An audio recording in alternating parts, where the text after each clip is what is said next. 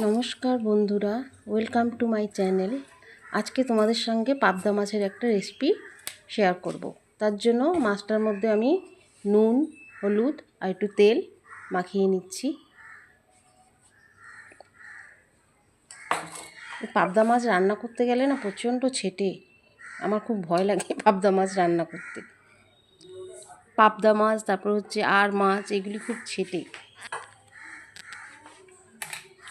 ভালো করে মাখিয়ে এর জন্য আমি মশলা রেডি করে নেব।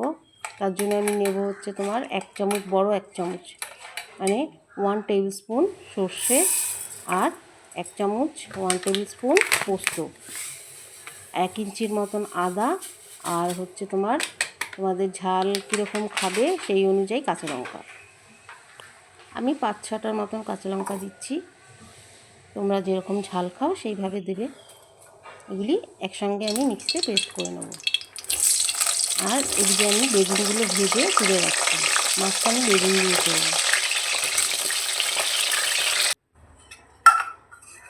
মাছগুলি আমি ভেজে তুলে রেখেছি।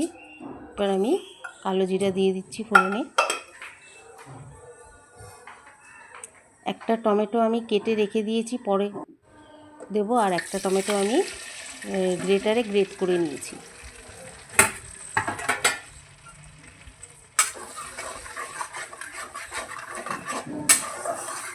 টমেটোটা দিয়ে ভালো করে নাড়াচাড়া করে নিই। টমেটোর যে তেল বেরিয়ে এসছে, এবার আমি মশলাটা দিয়ে দিচ্ছি। সর্ষে, পোস্ত, কাঁচা লঙ্কা আর আদা দিয়ে ভালো করে মশলাটা কষিয়ে নেব।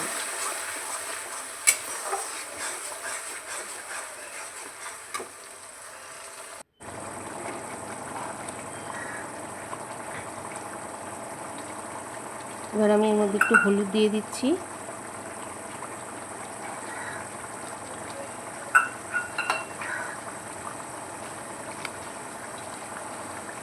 নুন দিয়ে দেবো স্বাদ অনুযায়ী।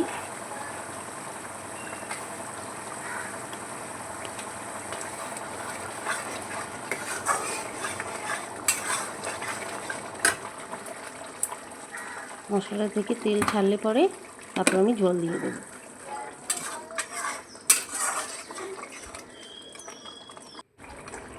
দেখো তেল বেরিয়ে এসছে, এবার আমি এই পর্যায়ে জল দিয়ে দিচ্ছি। একটু ফুটে আসলে পরে পাবদা মাছগুলি আর বেগুনগুলি একসঙ্গে ছেড়ে দেবো।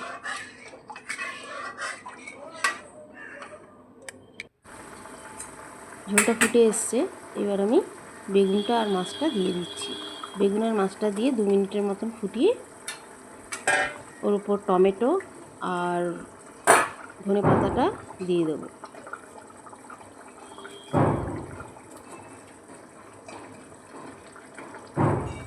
মাছগুলি আস্তে আস্তে ছেড়ে দিলাম। একটু ফুটুক, তারপর আমি টমেটোটা এর উপর দিয়ে ঢাকা দিয়ে দেবো, একটু টমেটোটা নরম হওয়ার জন্য।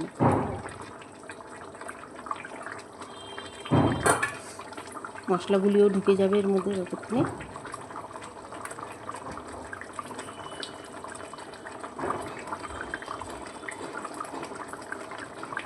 তোমরা কিন্তু কেউ জানাচ্ছ না রান্নাগুলো কীরকম লাগছে তোমাদের।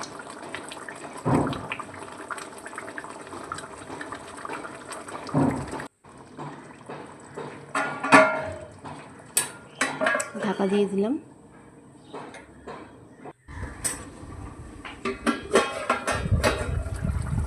হয়ে গেছে মাছটা আমার। এবার ধনেপাতা ছড়িয়ে মাছটা আমি প্লেটে নামিয়ে নেব।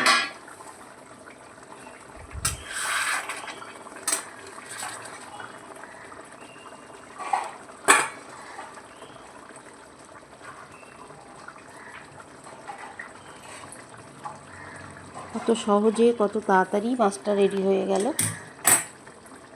তোমরা বাড়িতে একবার ট্রাই করতে পারো এইভাবে।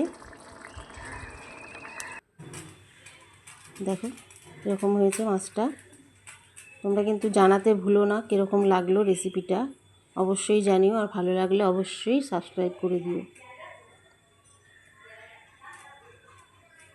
ধন্যবাদ, অসংখ্য ধন্যবাদ ভিডিওটি দেখার জন্য। পরের ভিডিওতে আবার অন্য রেসিপি নিয়ে আসবো। টাটা।